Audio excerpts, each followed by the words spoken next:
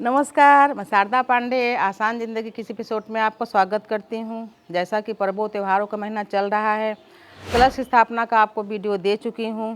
अब आप लोगों का ढेर सारा प्रश्न रहता है कि नवरात्र में हमारा और जो व्रत पड़ते हैं साप्ताहिक व्रत, उसमें हम क्या करें, हमारा व्रत खंडित तो नहीं हो जाएगा। तो चलिए इस विषय पर आपको बता देती हूँ। और दूसरा ये भी बताऊंगी कि नवरात्र के पर्व में क्या सावधानियां रखनी चाहिए, क्या नहीं खाना चाहिए, वो भी बताऊंगी। नवरात्र का व्रत करने वालों को और क्या परहेज करना है वो भी बताऊंगी। सबसे पहले जैसे कि गुरुवार के दिन 19 मार्च 2026 दिन गुरुवार से नवरात्र शुरू हो रहा है।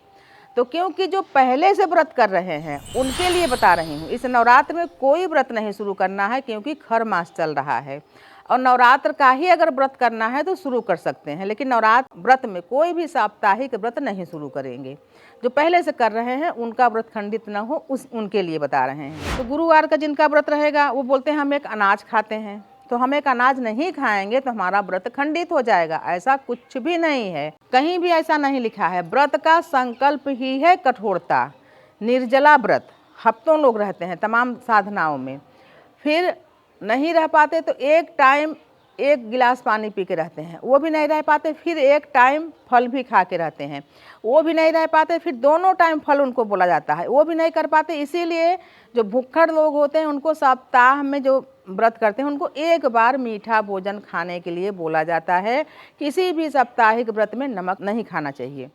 तो चलिए आपको बताती हूँ कि आपका कोई व्रत खंडित नहीं होगा। गुरुवार के दिन आप व्रत करें, देवी दुर्गा का भी पूजन करें, बृहस्पति जी का पाठ करती हैं वो भी करें, पूरा विधि से हर कुछ करें। गुरुवार के दिन आप अनाज खाती हैं, नहीं खाएंगे तो आपका व्रत खंडित नहीं होगा। और कोई पंडित कहता है कि खंडित होगा तो उससे हमसे बात करवा देना।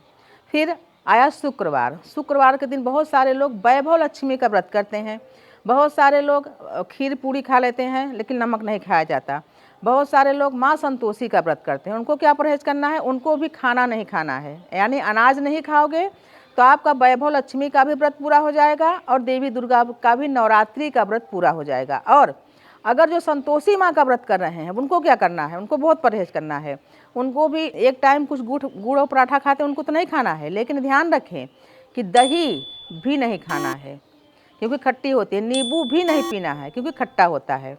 फिर आए शनिवार। शनिवार का व्रत बहुत सारे कमय लोग करते हैं, लेकिन जो करते हैं उनको भी कोई भोजन नहीं करना है, नमक नहीं खाना है। फिर आता है रविवार। रविवार तो नमक का बिल्कुल छूना भी नहीं चाहिए। अगर जो रविवार का व्रत कर रहे हैं उनको नमक नहीं खाना चाहिए।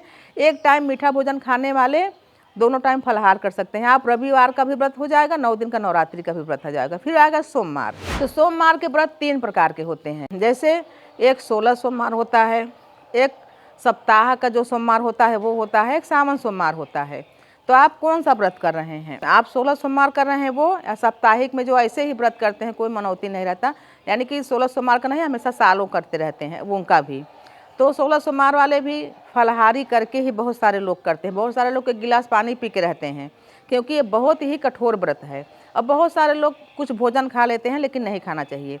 16 सोमवार का भी व्रत आप शिव पार्वती का पूजा करिए, आपका नवरात्रि का भी व्रत माना जाएगा। 16 सोमवार का भी व्रत कर रहे हैं तो भी माना जाएगा। फिर आता है मंगलवार। जैसे मान लो, जैसे मैं बताती हूँ कि अगर मंगला गौरी का व्रत कर रहे हैं आप, साल भर पूरे साल कर लें, 1 साल तो पूरा हो जाएगा, और नहीं तो 5 सालों तक करना पड़ेगा। या तो हनुमान जी का आप व्रत कर रहे हैं या मंगल जी का व्रत कर रहे हैं, मंगलवार का कोई भी व्रत कर रहे हैं तो ऐसे ही कोई भोजन न करिए, नमक न खाइए, खट्टा न खाइए, आपका मंगलवार का व्रत और नवरात्रि भी पूरा हो जाएगा। बहुत सारे लोग सौंदर्य प्राप्ति के लिए, बुद्धि प्राप्ति के लिए बुधवार का व्रत करते हैं।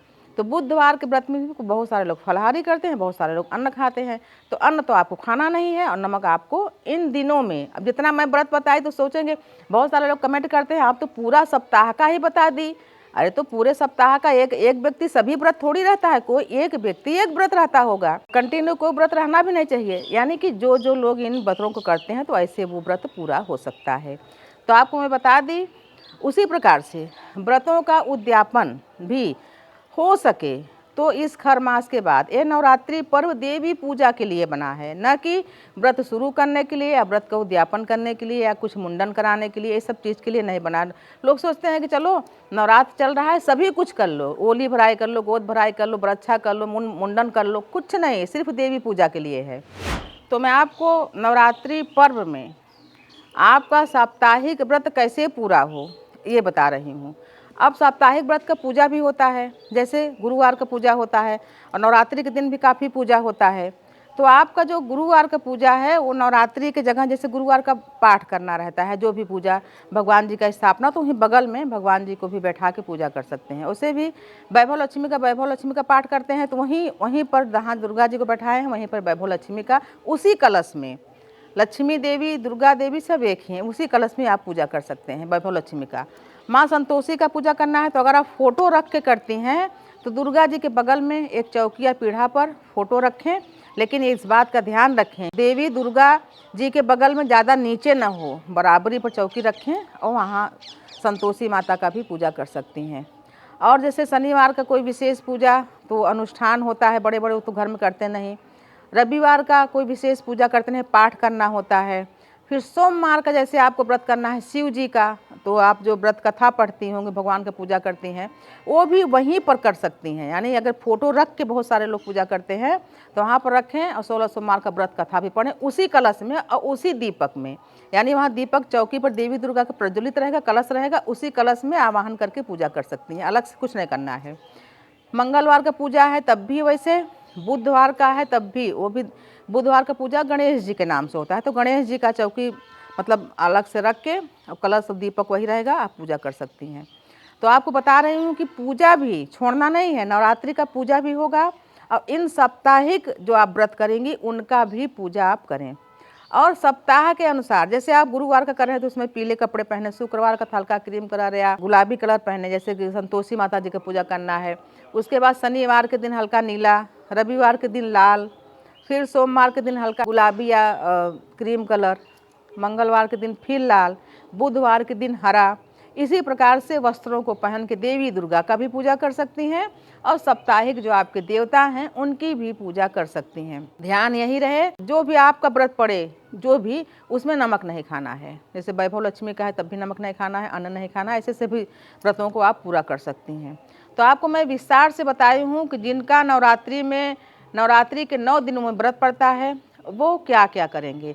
जो आप परहेज करती हैं, जैसे गुरुवार के दिन सरसों का तेल का इस्तेमाल न करें, अगर माँ संतोषी का व्रत कर रहे हैं तो खट्टा का इस्तेमाल न करें। उसी प्रकार से जो भी व्रत हैं, जैसे भी व्रत हैं, उनके व्रत में सोमवार के दिन दूध वगैरह का दान करना चाहिए, तो उसका परहेज भी करें।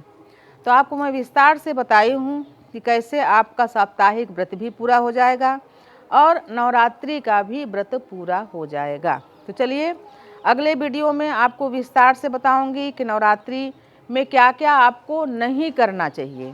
तो आप सभी लोग सुखी रहें, संपन्न रहें, बने रहें आसान ज़िंदगी के साथ। तब तक के लिए नमस्कार।